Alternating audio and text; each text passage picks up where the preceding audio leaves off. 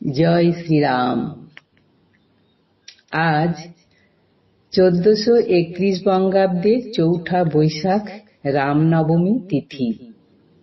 এই পুণ্যলগ্নে ত্রেতা যুগে অযোধ্যাপতি রাজা দশরথের রাজ পরিবারে মাতা কৌশল্যার কোলে জন্মগ্রহণ করেন ত্রেতা যুগের অবতার শ্রী রামচন্দ্র। শ্রী রামচন্দ্রের জীবনচরিত বর্ণিত হয়েছে রামায়ণ নামক কাব্যগ্রন্থে। এই মহাকাব্য গ্রন্থেই আমরা জানতে পারি শ্রী রামচন্দ্রের জন্মের অনেক পূর্বেই রামায়ণ নামক মহাকাব্য গ্রন্থটির সৃষ্টি হয়েছে। এই পবিত্রতম কাব্যগ্রন্থটি সৃষ্টি করেছেন আদিকবি বাল্মীকি মুনি। এই সৃষ্টির দীর্ঘদিন অতিক্রান্তে বাংলার পুণ্যশ্লোক কবি কৃত্তিবাসের কলম ছুঁয়ে সহজ সরল ভাবে সাধারণের বোধগম্যের রূপে বাংলা ভাষায় রচিত হয় রামায়ণ। ভারতবর্ষের চিরকালের ইতিহাস, দেশের অগণিত নরনারীর মনের মণিকোঠায় পরম যত্নে ভক্তিতে লালিত হয়ে চলেছে এই রামায়ণ। বাংলায় রচিত এই মহাকাব্য গ্রন্থটি আজ আমাদের কাছে কৃত্তিবাসী রামায়ণ নামে পরিচিত।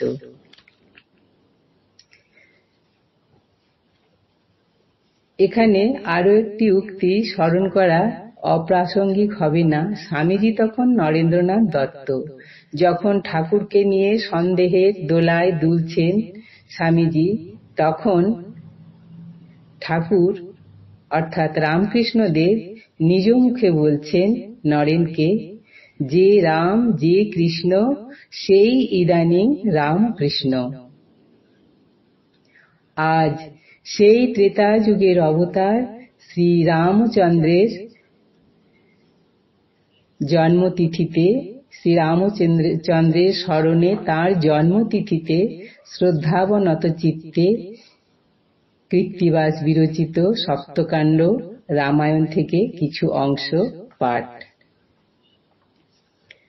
কৃত্তিবাস বিরচিত সপ্তকাণ্ড রামায়ণ আদিকাণ্ড।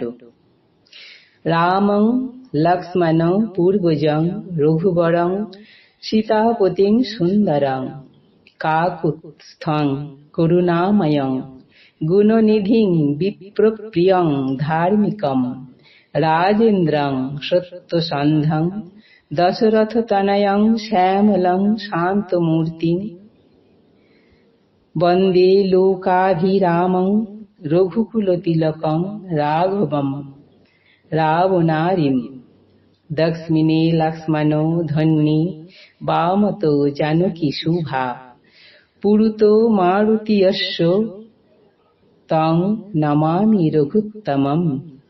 রামায় রামচন্দ্রায় রামভদ্রায় বেধসে রঘুনাথায় নাথায় সীতায়া পতয়ে নমঃ। ভগবান নারায়ণের 4 অংশে দশরথ গৃহে জন্মগ্রহণ। গোলকে বৈকুণ্ঠপুরী সবার উপর লক্ষ্মী সহ আছেন তথায় গদাধর, তথায় অদ্ভুত বৃক্ষ দেখিতে সুচারু, যাহা চায় তাহা পায় নাম কল্পতরু। দিবানিশি তথা চন্দ্র সূর্যের প্রকাশ, তার তলে আছে দিব্য বিচিত্র আবাস। নেতপাট সিংহাসন উপরেতে তুলি, বিরাসনে বসিয়া আছেন বনমালী। মনে মনে প্রভুর হইল অভিলাষ, এক অংশ 4 ভাগে হইতে প্রকাশ। শ্রীরাম ভরত আর শত্রুঘ্ন লক্ষ্মণ, এক অংশে 4 অংশ হইল নারায়ণ। লক্ষ্মী মূর্তি সীতা দেবী বসেছেন বামে, স্বর্ণছত্র ধরেছেন লক্ষ্মণ শ্রীরামে। চামর ঢুলায় তাঁরে ভরত শত্রুঘ্ন, জোর হাতে স্তব করে পবন নন্দন। এই রূপে বৈকুণ্ঠে আছেন গদাধর, হেন কালে চলিলা নারদ মুনিবর। বিনা যন্ত্র হাতে করি হরিগুণ গান, উত্তরিল গিয়া মণি প্রভু বিদ্যমান। রূপ দেখি বিহ্বল নারদ চান ধীরে, বসন তিতিল তাঁর নয়নের নীরে। হেন রূপ ধরিলেন কেন নারায়ণ, ইহা জিজ্ঞাসিব গিয়া যথা পঞ্চানন। ভাবি ভূত বর্তমান শিব ভালো জানে, একথা শুনিব গিয়া মহেশের স্থানে। এতেক ভাবিয়া যাত্রা করে মুনিবর, প্রথমেতে উত্তরিল ব্রহ্মার গোচর। বিধাতারে লয়ে যান কৈলাস শিখরে, শিবকে বন্দিয়া পরে বন্দিল দুর্গারে। দুইজনে নিরখিয়া তুষ্ট মহেশ্বর, জিজ্ঞাসা করেন তবে তাঁদের গোচর। কহ ব্রহ্মা কহ হে নারদ তপোধন, তোহে আনন্দিত অদ্য দেখি কি কারণ। বিরিঞ্চি বলেন শুনো দেব ভোলানাথ, গোলকে দেখিলাম অপূর্ব জগন্নাথ। দেখিতাম পূর্বেতে কেবল নারায়ণ, চারি অংশ দেখি এবে কিসের কারণ। ব্রহ্মা বাক্য শুনিয়া কহেন কৃত্তিবাস, সেই রূপে ইহকালে হবেন প্রকাশ। যে রূপে আছেন হরি গোলক ভিতর, জন্ম নিতে আছে 60 সহস্র বৎসর। রাবণ রাক্ষস হবে পৃথিবী মণ্ডলে, তাহারে বধিতে জন্ম লবেন ভূতলে। দশরথ ঘরেতে জন্মিবেন 4 জন, শ্রীরাম লক্ষ্মণ আর ভরত শত্রুঘ্ন। এক অংশ নারায়ণ 4 ভাগ হয়ে, 3 গর্ভে জন্মিবেন শুভক্ষণ পেয়ে। জানকী সহিত রাম লইয়া লক্ষ্মণ, পিতৃসত্য পালিবারে যাইবেন বন। সীতা উদ্ধারিবে রাম বধিয়া রাবণ, লব কুশ নামে হবে সীতার নন্দন।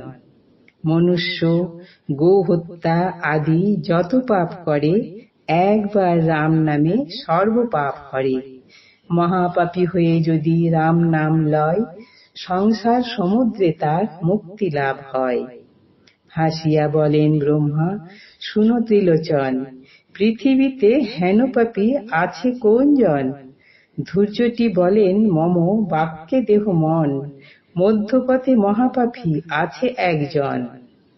তারে গিয়া রাম নাম দেহ একবার, তবেই সে জন মুক্ত হইবে সংসার। বিধাতা নারদ তাঁরা ভাবেন দুজন, পৃথিবীতে মহাপাপী আছে সে কেমন। চবন মুনির পুত্র নাম রত্নাকর, দস্যু বৃত্তি করে সেই বনের ভিতর।